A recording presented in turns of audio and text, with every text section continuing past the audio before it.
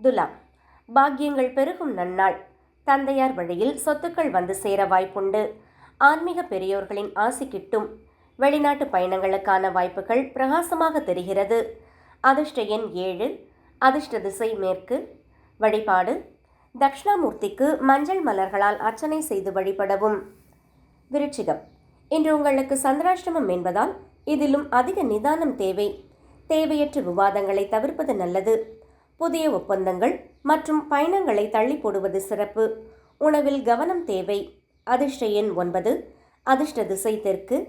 வழிபாடு ஆஞ்சநேயருக்கு வெண்ணெய் காப்பு சார்த்தி வழிபட இன்னல்கள் குறையும்.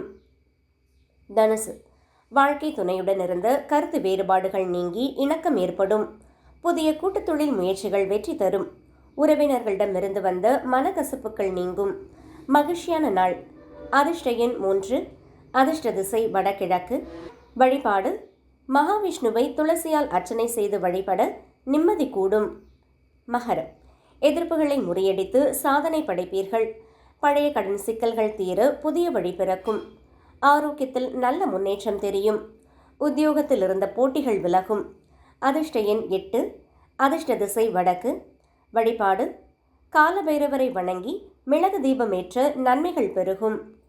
கும்பம், பிள்ளைகளின் வழியில் மகிழ்ச்சியான செய்திகள் வரும். உங்களின் படைப்பாற்றல் நாளை வெளிப்படும். பூர்வீக சொத்துக்கள் மூலம் லாபம் வர வாய்ப்புண்டு. கலைத்துறையில் இருப்பவர்களுக்கு புதிய வாய்ப்புகள் கிடைக்கும். அதிர்ஷ்ட எண் 8. அதிர்ஷ்ட திசை மேற்கு. வழிபாடு விநாயக பெருமானுக்கு சிதறு தேங்காய் உடைத்து வழிபட காரிய சித்தி உண்டாகும். மீனம், வீடு மற்றும் வாகன சேர்க்கைக்கான யோகம் உண்டு. தாயாரின் ஆசி உங்கள் காரியங்களுக்கு பலமாக இருக்கும். வசதி வாய்ப்புகள் பெருகும் நாள். உறவினர்களின் வருகையால் வீட்டில் மகிழ்ச்சி நிலவும். அதிர்ஷ்ட எண் 3. அதிர்ஷ்ட திசை வடகிழக்கு. வழிபாடு சிவபெருமானை ஓம் நமச்சிவாய மந்திரம் சொல்லி வணங்க அமைதி கிட்டும்.